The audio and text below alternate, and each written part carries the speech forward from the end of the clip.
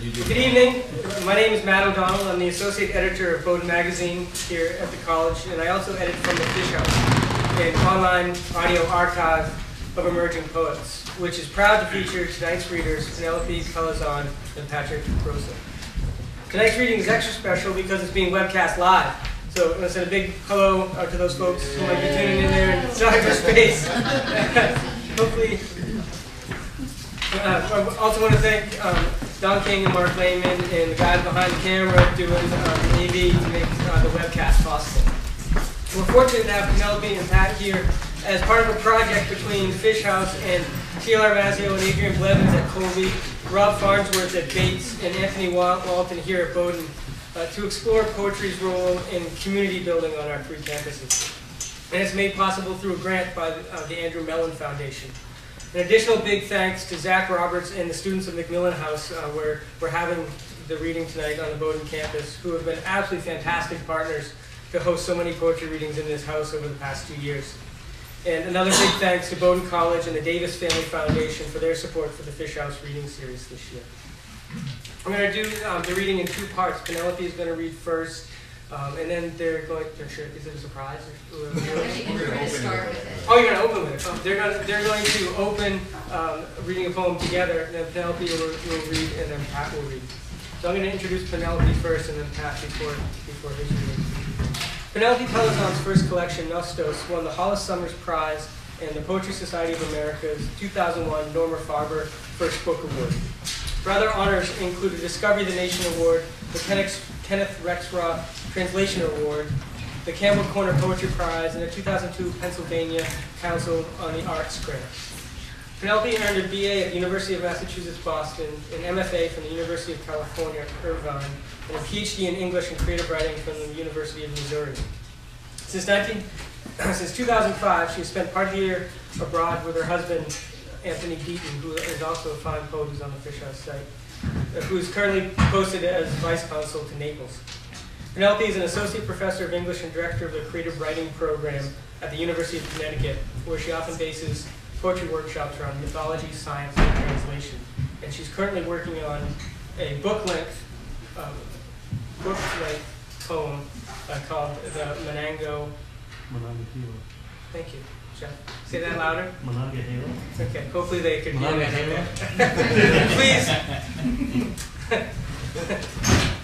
I'm very happy to include Penelope's gorgeous poems on the Fishouse site, and I'm really pleased to introduce her to you now so that you can experience them yourself. Please welcome Penelope Pelizzon.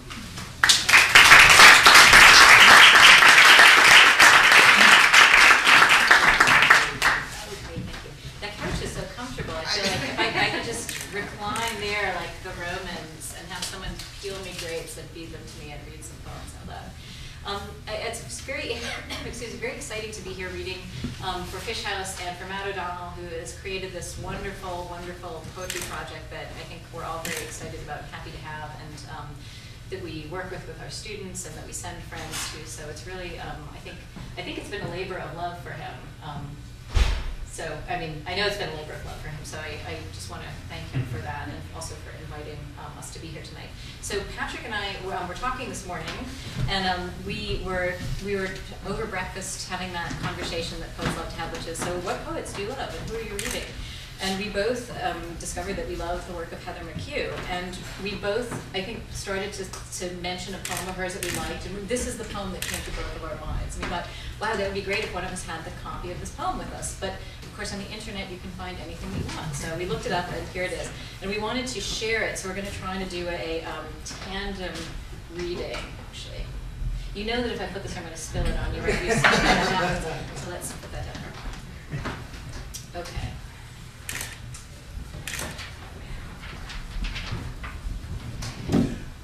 What he thought. But for Fabio Doppler. We were supposed to do a job in Italy, and full of our feeling for ourselves, our sense of being poets from America, we went from Rome to Fano, met the mayor, mulled a couple matters over. The Italian literati seemed bewildered by the language of America. They asked us, what does flat drink mean? And the mysterious cheap date. No explanation lessened this one's mystery. Among Italian writers, we could recognize our counterparts: the academic, the apologist, the arrogant, the amorous, the brazen, and the glib. And there was one administrator, the conservative, in suit of regulation gray, who, like a good tour guide with measured pace and uninflected tone, narrated sights and histories the hired van hauled us past.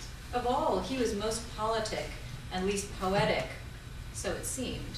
Our last few days in Rome, I found a book of poems this unprepossessing one had written. It was there in the pensione room, a room he'd recommended, where it must have been abandoned by the German visitor. Was there a bus of them? To whom he had inscribed and dated it a month before. I couldn't read Italian either, so I put the book back in the wardrobe's drawer.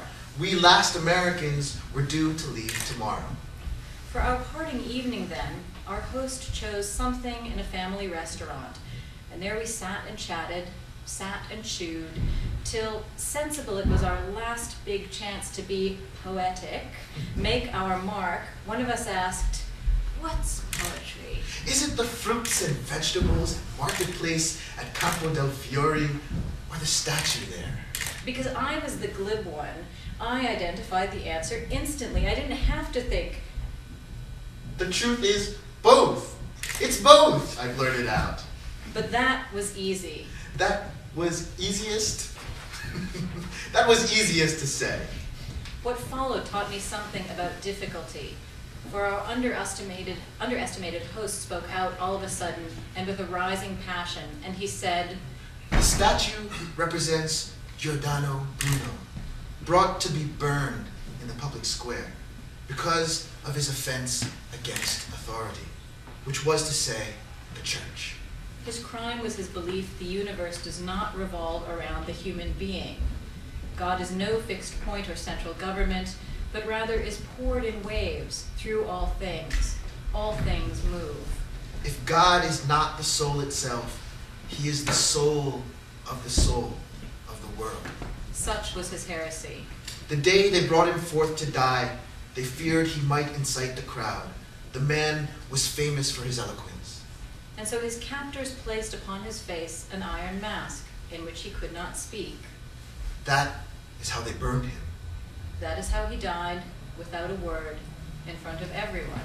And poetry, we'd all put down our forks by now to listen to the man in gray. He went on softly. Poetry is what he thought, but did not say.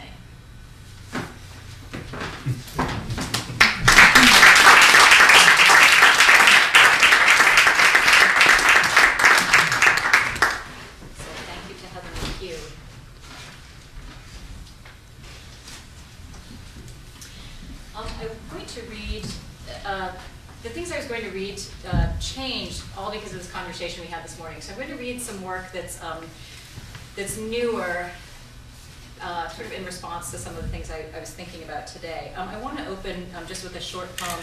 The poem is called Postscript, but I hope it also works as a sort of invocation or opening poem. Postscript. Of course, nostalgia. Of course, brooding. Give me the missing scattered through 12 states and 3 continents. Give me those scattered as ash. Give them their places at the table I have set for them as much as for those gathered. How little it takes, a year, 10 years, a shiver fast passing, and the eye clears. What was love once casts off disguises, a cardinal's flare against forsythia simplified by snow. What once was love spurns shallow guises and returns, startling as love.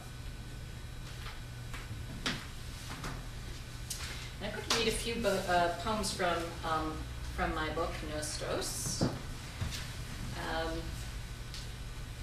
Patrick and I were talking a lot this morning about class and about sort of different circumstances of growing up. Some of the poems that are in one of the earlier sections of this book deal with, they're set, the speaker's a child, they're set in childhood, and I'll read a couple of those and then a few poems from the end of the book. This is a poem. This is a poem spoken from the point of view of, you have to imagine a child of about 12. And I grew up on a family farm, so this is in that setting, which I think becomes clear pretty quickly. The poem is called Grown. I didn't want to grow and have the work she had. I was old enough to set the table, a glass of wine marking her place, my own mug of wine and water to learn on, laying the small tined fork by my plate. But she had to shift the clattering pots crowding the stove top and stir the measured cornmeal, careful not to shush the water's rolling boil. Without scalding her wrists, she soaked the fatty beads off the broth by dabbing bread crusts on its skin. The cheese fell to her hands stronger circles against the grater's graveled side. When you are grown, you buy the salt, the oil, the wine. When you are grown, you type letters in an office to buy whatever you can't raise. Come home from work, you take off your uncomfortable shoes. Some nights you hold a sobbing child and sing, "Papa's gone a-hunting," rocking in the wicker chair. Or tie a stiffened apron over your oldest clothes. I did not want that work. Grown meant alone. The father wasn't coming back, and you were left the hunter of rabbits. Red flecking your cheeks, you'd carry a covered basket from their hutch. A blade along each throat would stop their cries. Your only help a girl, flinching, blood-shy.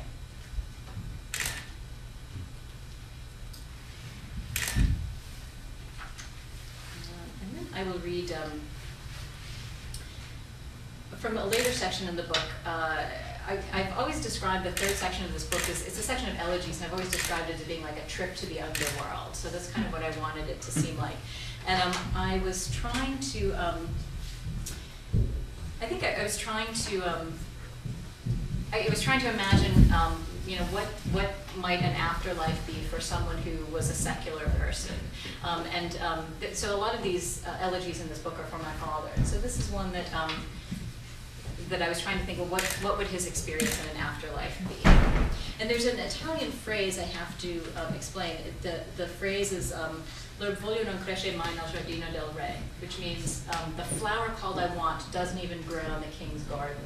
And this is this phrase that you, like, if your child says to you, "Mama, Mama, I want," whatever, you smack your child and you say, "Yeah, the flower called I want doesn't even grow in the king's garden. Get out of the house. Go." So that phrase will come up in here, and then you will know what it is. And there's another, there's an image in here. There's an image in here of a wheelbarrow, which is actually a quote from one of my father's letters. So when you hear that, you know what that is as well. The better half of man. The flower called I want blooms not within the gardens of paradise, nor do its roots number here among purgatory's narrow beds, where the soul descended cleanses itself with soil and a rake. To accompany his loneliness, one newcomer sings lullabies until stilled by the lettuce's indifference to song. The flower called I want blooms not. These phrases of his mother, carried over the water, wither, so he buries them beside the onion. The onion, whose single word is a copper bolt demanding tears. In this middle world, day is ever day without change, night is ever night. What he feels lisping as time is his tongue returning its verbs. Across the mullioned greenhouse walls, his image flashes, and he perceives he's slow, becoming a creature, half man, half wheelbarrow, the better half of each. The better half of man is silent, and the barrow bears his load. Without voice, he grows a purer ear for the thorn's cry, hold me. Within, his last worldly solace of poise is torn, human, weep, by the onion's plangent command.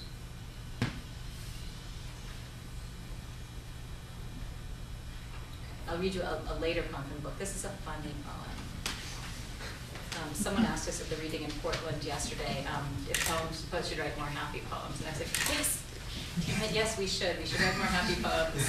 I'm just waiting for that happy poem to happen. So this is actually, this is a happy poem. This is one of those. It's a sonnet. It's a love poem. I thought it was important to end the book on a love poem. And there's a whole sequence of poems in this book that are dedicated to my husband. So this is the poet, Anthony Beaton, a Fishouse poet. You can read his work on Fishouse. Tune in, and you can hear him too.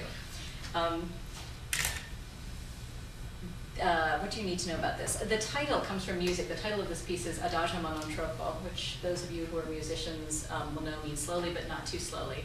And this is one of those poems that it's really just a description of something you've seen. You know, you feel like all I have to do is describe this kind of crazy scene because the scene itself is the poem. It's just the description. So Tony and I lived for a while in Italy. We were lucky enough to live in Florence, and we had this wonderful back view.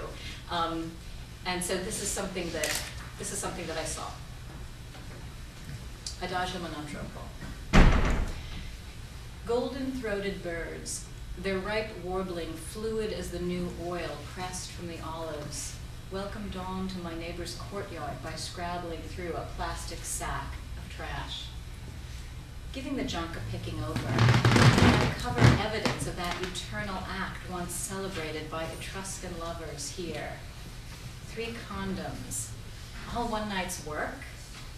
I wince as a starling stabs his horned claw through, gets caught, then pecks frantically to untie his ridiculous monumental shoe. What a parody of how desire dies. But the wife downstairs, to whom the trash belongs, warbles nightly, proving me wrong.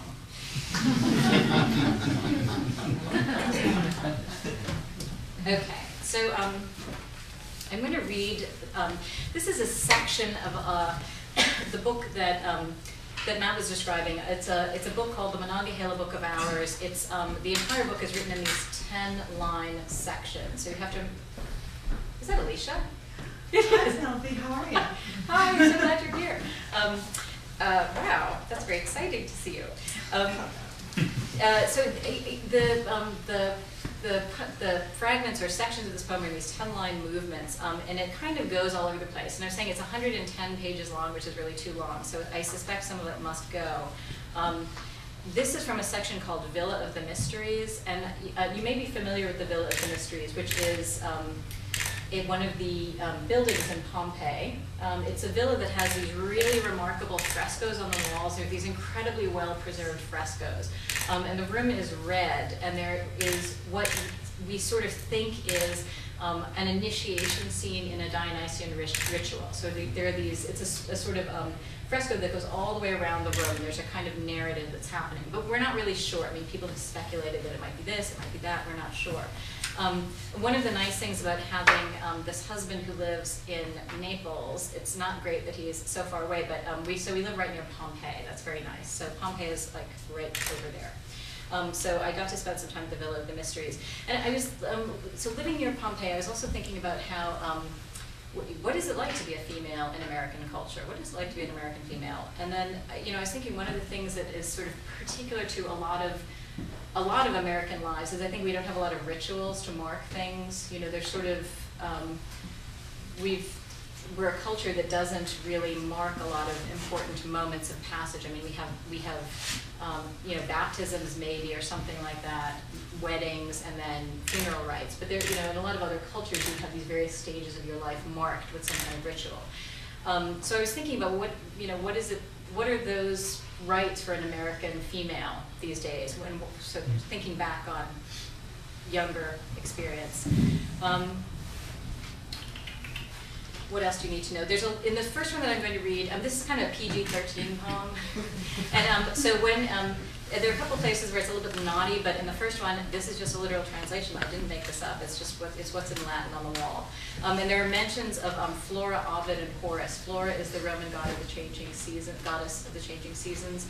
Ovid is the author of the Metamorphoses and other things. And Horus is the poet who, among other things in his odes, he has a number of sort of kind of nasty remarks about middle-aged women.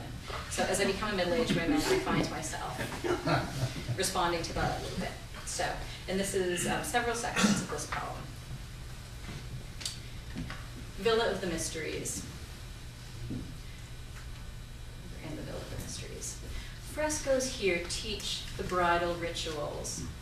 Ignorance whips a fearful girl across the threshold where goats suckle a satyr's fingers in moist glee. Older women hold a bowl of fruit squeezed around a phallus. Across town, the lesson's cruder. In the brothel, some gladiator scratched lines whose haste lends a tang of truth. All through the vintage Veneria Blue Maximus, both her holes stay empty, but her mouth's well stuffed. The graffiti still teases, but the walls don't tell which room best taught the mysteries. USA 1980-something. Oh, endless the tedium of sophomore science. Rolling balls of different mass down inclines, displacing water in beakers with wooden blocks. No wonder at that age in vectors or velocity. No wonder the fast kids took drugs to loosen gravity, giving the time-space continuum a little warp.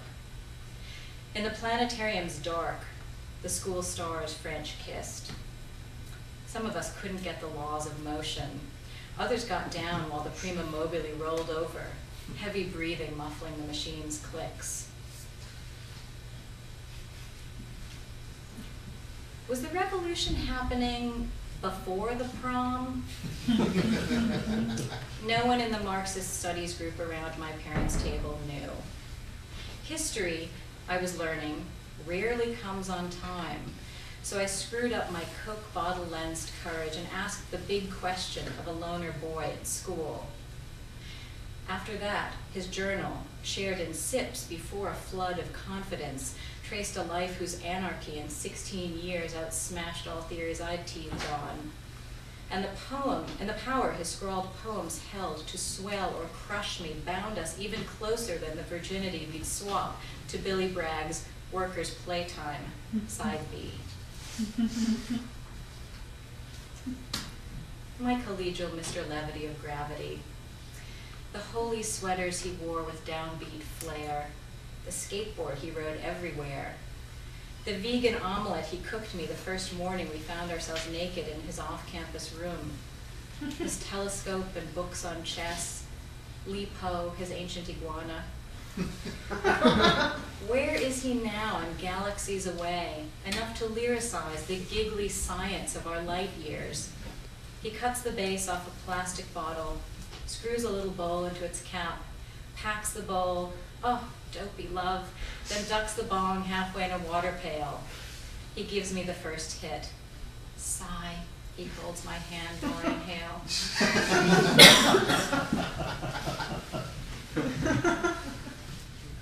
He was surprised, the classics professor, when I led him to a green plot behind the building. More when I pushed him back and straddled him.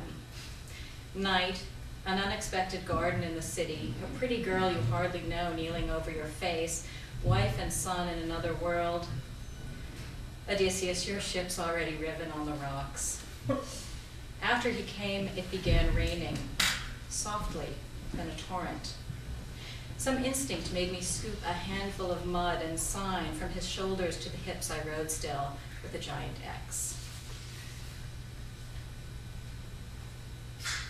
The town drunk was my true love.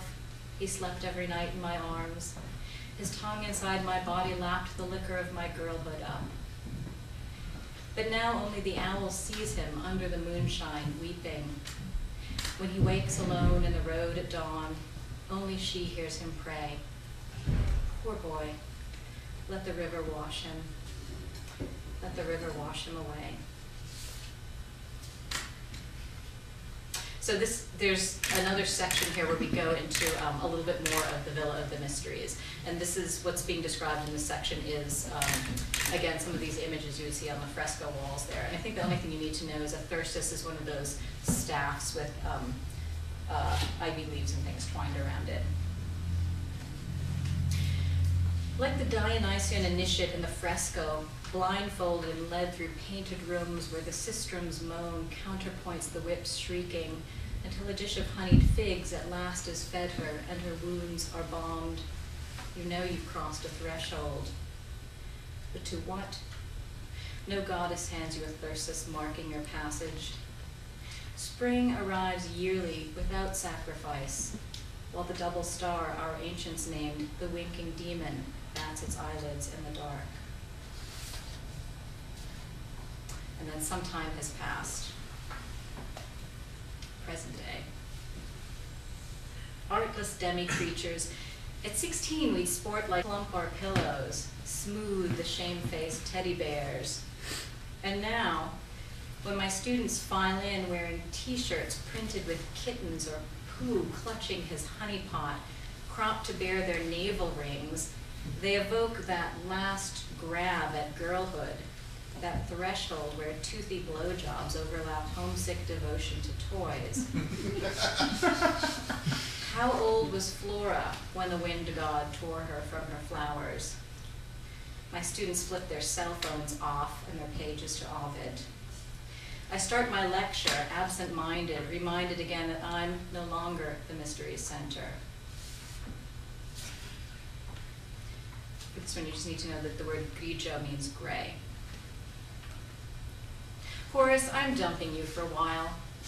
You said it.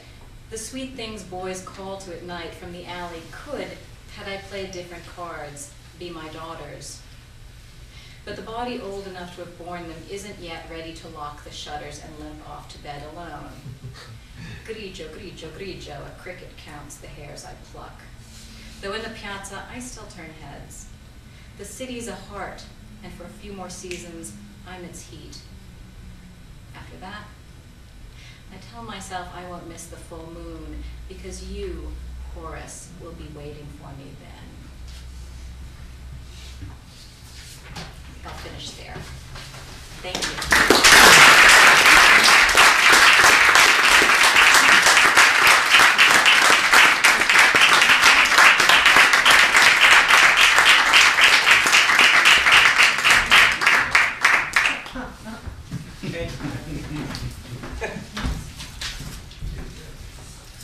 All right, we'll go right into Pat's reading now.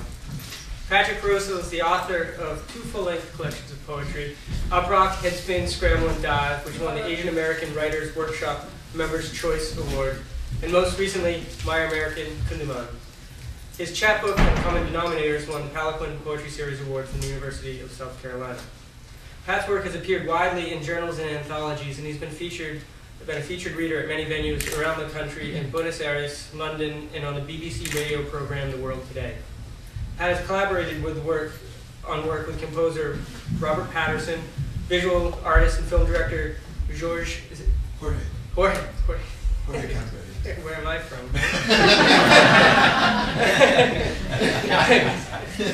Painter Kim Krause and Allied Motion, a dance company in residence at Penn State Altoona, where he was 2001 Emerging Writer in Residence.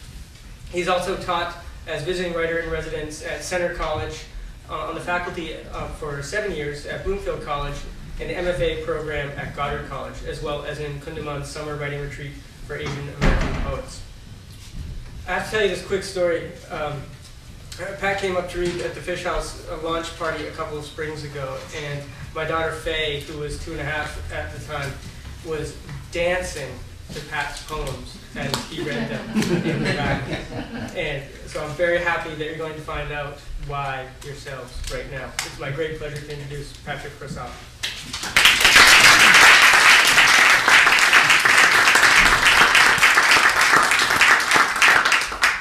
Thanks, Matt. This has been it's been a really fun.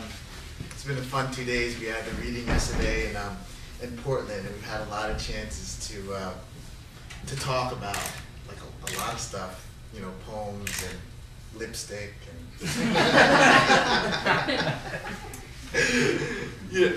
we took a walk today, just kind of around town, and we were walking in the neighborhood here, and the sidewalk was about to end, and we looked down, and Penelope said, "Is that a dead squirrel?" So this is my dead squirrel poem. It's really, I think it's a dead crow poem.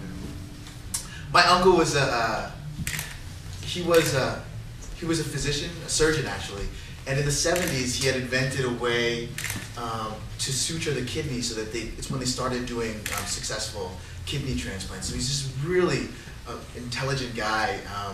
He's a really fine chess player too, just super smart. Eventually he really started to kind of lose it. This is about that. Tito's Field. Before Tito June began to ramble about the latest gorgeous prophecy, crackling in his Walkman, swatting at the swift flies no one else could see, this man, my uncle, was a genius. They paid him to figure out a way to suture kidneys shut when there was none. Then he'd go home to wreak his 5'0" havoc on his sons and wife. And because the 5 horsemen and their fairy counterparts were quick to trample out my Tito's last few lingering flint sparks of logic, my auntie, in the end, stormed out of their house with their sons, the same way reason must have stormed out of my uncle's brain. But for one summer, everyone and everything kept their tenuous residence long enough for me to shoot guns in a field that belonged to my raving uncle somewhere in the middle of Louisiana. Tito June explained each weapon's caliber and range. He even knew the physics of every echoed blam. My aim was terrible. I was just a Jersey kid, drunk on the triple jump 20 gauge cuss and rumble of a shotgun, thrumming its way out of that 17-acre field in a hurry. When he told me to knock one fat grackle off the lowest branch of a bare catalpa about 40 feet from where we stood, I surprised myself when I hit the bird and saw the body drop, still fluttering. Tito June pulled a .22 off his hip, walked up to the final full twitch that remained of the bird, and sent a slug through its gut. When he picked it up and held it by one toe, dangling it like an iridescent planet, I knew he'd packed that one away with all the other critters in his freezer. Maybe some of you are thinking, I should thank him. My genius, Tito June, who cackled loud when he pulled the trigger, cackled loud when he didn't. Yet, for all his quirky brilliance, for all his ravishing lunacy and universe-beat-damned bravado, I don't envy him his dreams. Their gun blast echoes rippling through the field of his mind, littered, tangled, overgrown, where every day he stands, gaping, about to pronounce some twisted epistle or botched psalm on the verge of a world where there is no such thing as lies, and chaos will be the only science he shall ever love.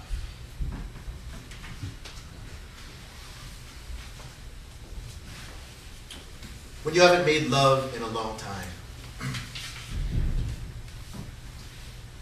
whatever first summons back her mouth, to yours, gin or lies, or the massive electric wreck of an old man's heart.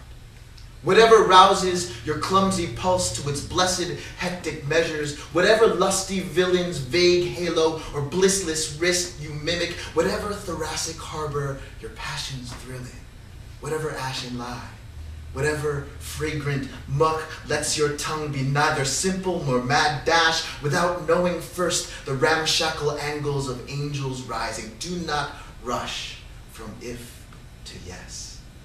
Travel a gentle sickle. Climb her thighs solfeggio. Hush along her hips, like some cool crooning devil, eager to lose his wings. Now I'm going to read, I'm just going to read one short poem, and then I've been working on a longer poem. I'll tell you about it in a second. My friend Joseph Legaspi has a book coming out this fall, I think, called Imago. And in Imago, he has a poem called Poem for My Navel. And it's essentially a list poem where he compares his belly button to all these. So I did it as an exercise with my students, and I said, pick a part of the body that doesn't get a whole lot of attention, and write a list poem where you compare that body part to, like, kind of wild things. So I did it with them. Poem for my extra nipple.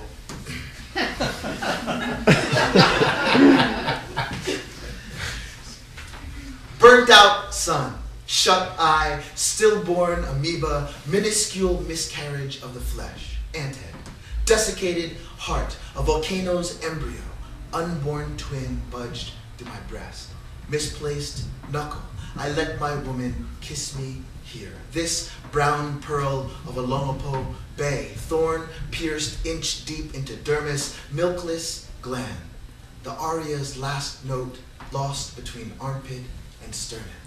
It is a secret passage to the aortic contortions behind my ribs, swollen sand grain from the beach where I watched my brother nearly drown. I pray to it, the singed hint of some great, great grandfather's sin. Come back. Grab some water. So, I've been working on this long poem, and I have yet to read it, the parts that feel mostly finished anyway. I've yet to read it from beginning to wherever I'm at right now, so I thought that I would try it here. There's not really a whole lot that you need to know, except for the fact that it's a love poem, and the main characters are Willie and Yolanda, and you know, Willie's just trying to get Yolanda to fall in love with him. That's pretty much what it's all about. It takes place in the name of the town is Pelea, and it's bordered by a river called the Mestizo River, which joins a freshwater lake and the sea. So it's the mestizaje of water. It's this mixture. It's a brackish river. On the other side is a place called Paz. The whole area used to be called Paz until this river charged through. There's a whole mythology that goes along with this thing that I won't go into. In any case, and there's a bridge that connects Paz and Pelea, but they live in Pelea. The lovers of Paz y Pelea Bridge. It's like story time.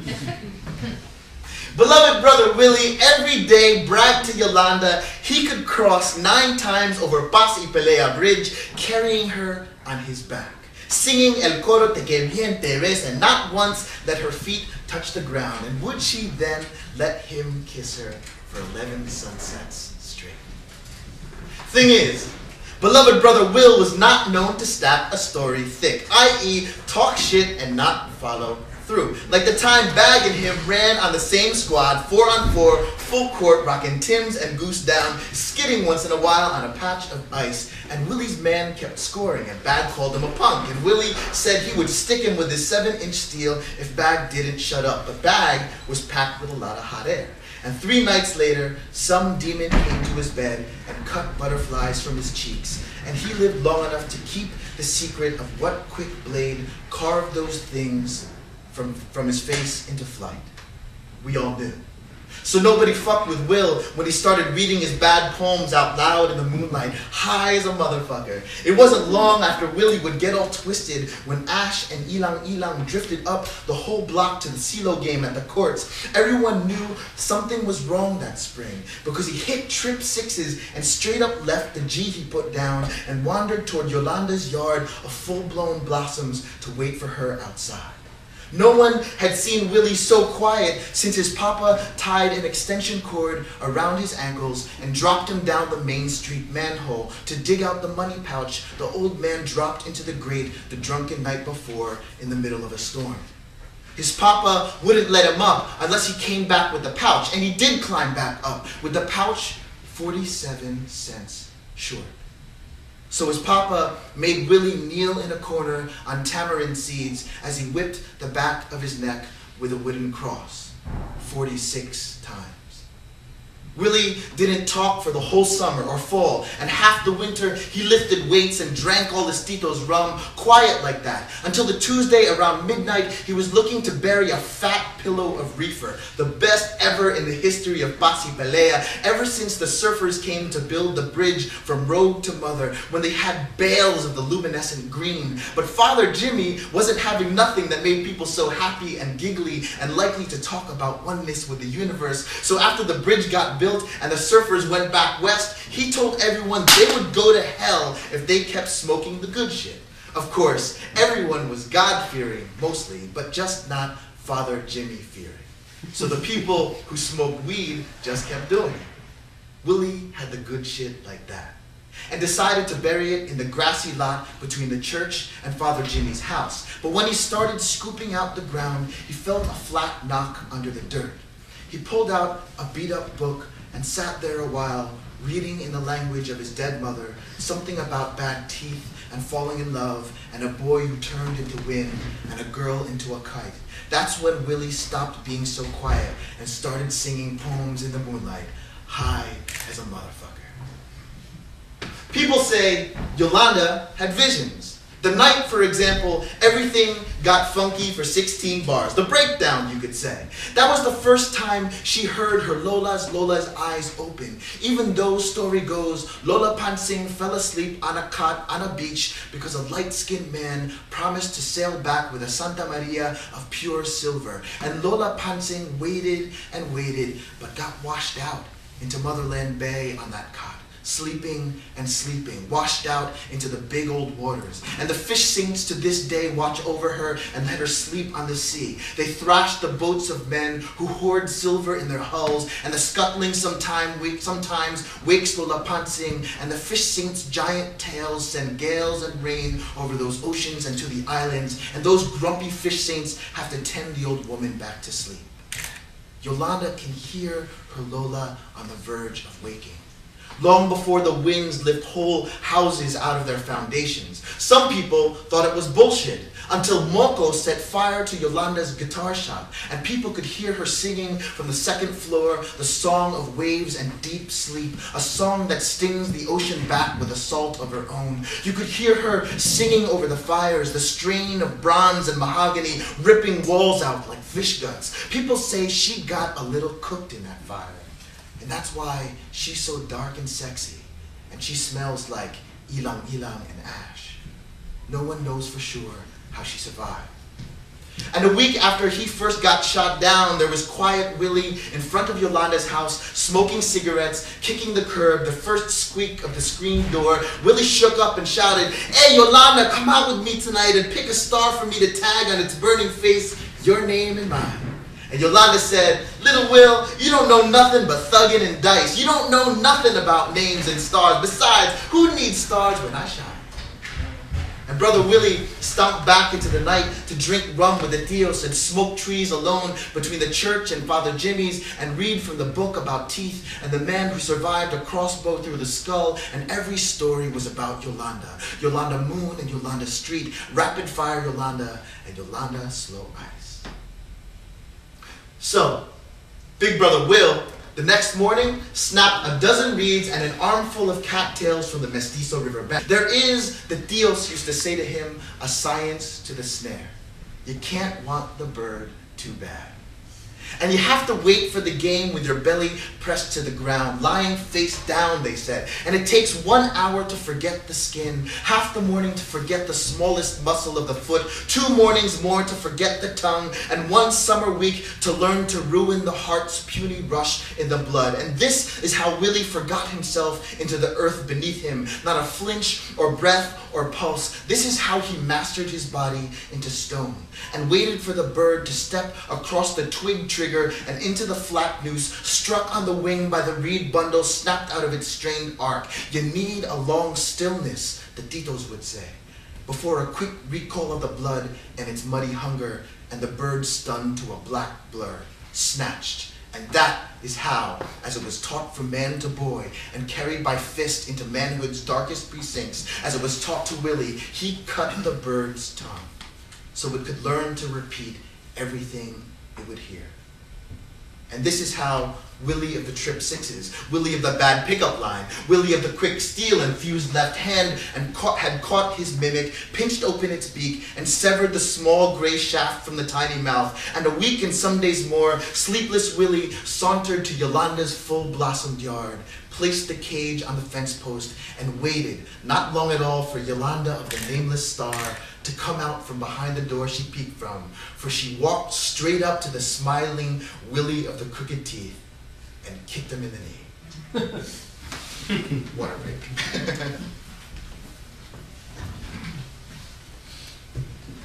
So Willie's trying to, the bird trick doesn't work.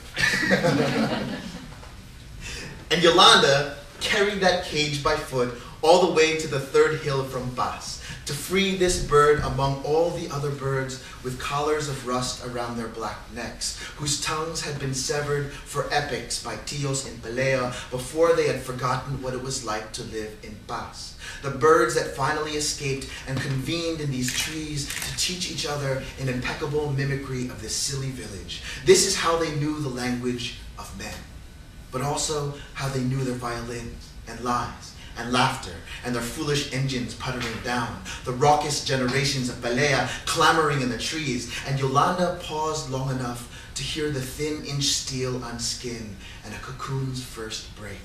She paused long enough to listen to the bird of her own voice singing salt and sting long before Moko, who had ears of a mule, dragged her into an alley, and she heard from the bird of Moko's voice, which was the bird of her voice too, saying in the trees, "I want to smell your hair." And she heard the bird sing again, the oncoming footsteps outside the alley, and her head thud against the wall after the man with the ears of a mule shoved her down and ran off. But the birds could not speak the sound of the first flint spark behind the eyes. And what sound could they make for the 12-year-old girl plucking the longest locks from her brush the first morning after she was shoved into an alley by a man with the ears and breath of a mule? And how he whispered to her with his mule breath, "I want to smell your hair." There was no sound from the birds for the way every Sunday for a year she twisted those strands she collected from her brush, twisted them in the direction of clocks into a single strand. And it took 9 years of plucking from her brush and twisting the fine threads in the direction of clocks to make 4 separate strands, each the full length of a man from his toe to the tip of his ears, even if such ears were those of a mule. 9 years of twisting every Sunday her stray hair in the same direction the earth turns around the sun. But it took only 1 afternoon to braid those 4 strands, one for each dimension of loneliness perfected in the town of Pelea, and weave them into a rope. And if each strand was twisted in the same direction as the earth turns around the sun, the same direction of clocks, then these 4 strands were to be braided in the opposite direction, braided to one another against time. That was how one fashioned the strongest rope. This one thick as her thumb and forefinger. This one smelled of ilang-ilang and a touch of ash. The birds, they had no song for any of this, though they had a song for the bright bath of sunlight Yolanda stepped into, clutching her crafted rope the length of a man. A song, too, for the effortless way she grabbed Moko by the ears like a jack or hare, and the way she strangled his thick mule neck till he turned the color of a rotting strawberry. And how the other men in that summer sun bath playing dominoes did not stop her, because Moko could not hold the secrets of his lust and bragged to everyone how he once tasted the hair of the girl who was part burn and part blossom. And because Moko, even without his ears, was twice the height of the shortest men in Pelea, he fell over with a great thud, trying to remember air. A man who has forgotten the ocean must dream of it, must feel the coral cutting his ankles to bone, the flayed anatomy of light filtering down the sky's gray abrasions that changes everything it touches to a fog he can't take into his lungs. He must taste brine and gasp and feel the pure silver of his breastbone on the verge of breaking, must gasp and hack and know the baddest breakdown of riptides. He must learn to breathe underwater. So I will finish.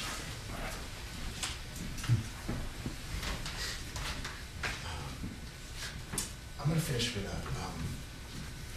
I've been following all week the stuff that's been going on in Virginia Tech.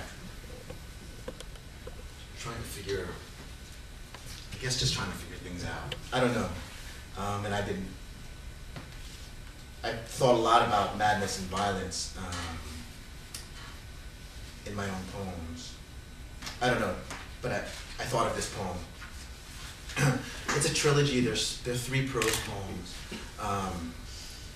It's the first one is it's about a man who loses his mind. The second is in the voice of his dead mother, and the third is an address to the man himself. His name is Boulevard. Thank you all for coming. The Boulevard Trilogy. 1. How Boulevard lost his mind.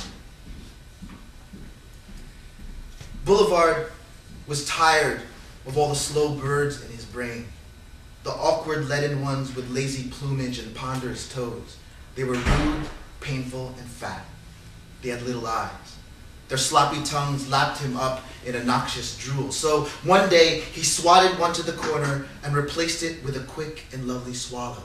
How it flit and soared and seemed to be many places at one time. The swallow danced and dove with its mouth open, taking into its little belly whole throatfuls of his mind's sky. It lived on the swaths of heaven, left blank by the torpid bird which Boulevard thought he had rid himself of. They say the sky will double at least once during a man's lifetime, and so it did in Boulevard's head. But turgid birds came 3 by 3 and then some to fling themselves about. So he swatted them away too. To fill the aching gapes of heaven, he invited another swallow, then 2, then 3, their flashy undersides a dazzle and distraction, then nuthatch, then murder birds, then uncountable dozens more. This is how he thought he'd save himself, but soon enough his whole brain had become a madness of wings. A squeaky starling racket, grackles darkening him to a translucent blue, pigeons fucking on the rooftops, maimed gray swans, and those first swift birds still slamming themselves against cranial walls until his skull filled up. And this is how Boulevard lay down his head, all heavy with pretty corpses and the dread. 2. The ghost of Boulevard's mother, Trick. In the kitchen, which is no longer my kitchen, I select the blade, choose the fruit, hear the chopping board clap against the counter.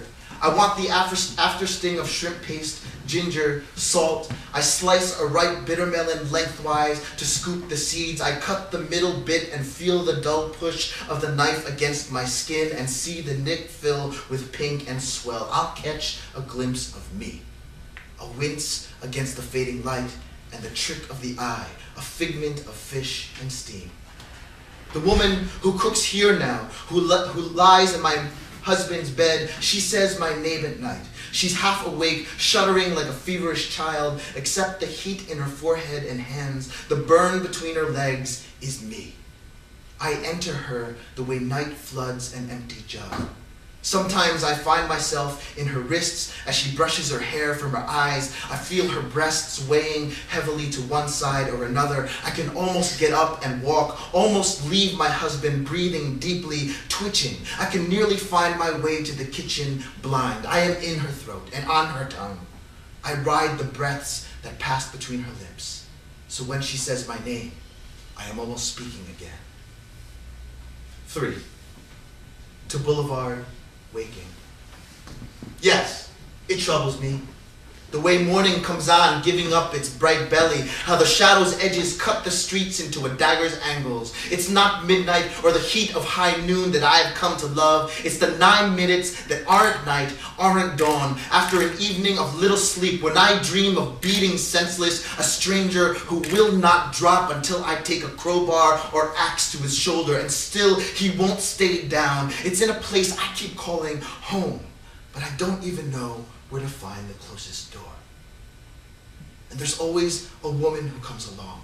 She's resurrected from the dead. She smells of gardenia, which reminds me of a Spanish name. And the woman, she is always coming back to life like this, reanimated from seaweed and brush, sugarcane and stone. One time I remember she had a limp and a long scar down her left arm. She was singing, no words really, and no melody. It was a falsetto she hummed to me as a child, a glissando lost in heat and glass. It's the morning when I think I got nothing to keep me, no memory of anguish, no harm to my teeth or hazard to my knees, alive. And I'm wrong. I have 9 minutes, and I have the stranger. I have the strange song.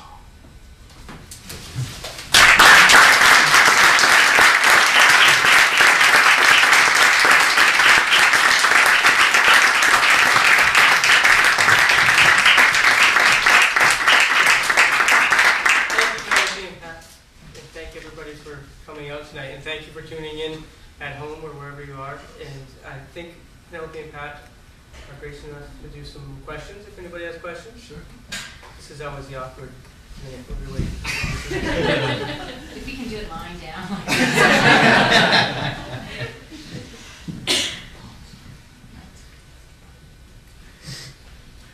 I'm wondering what draws you to madness and violence. You said you were struggling this week particularly with it. Yeah. What are your thoughts about that?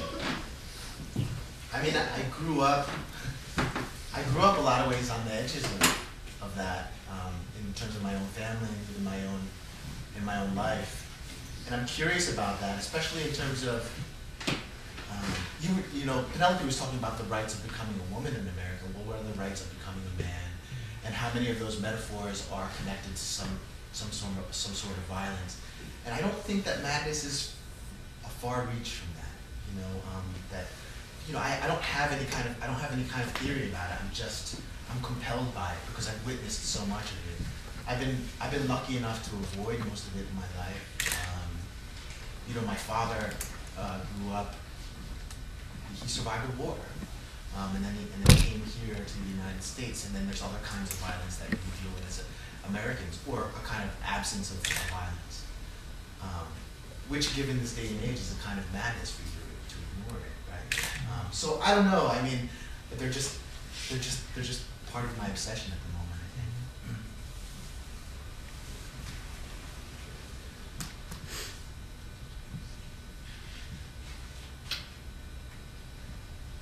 Everybody's thinking about where they put their wallets so they can go buy your books now.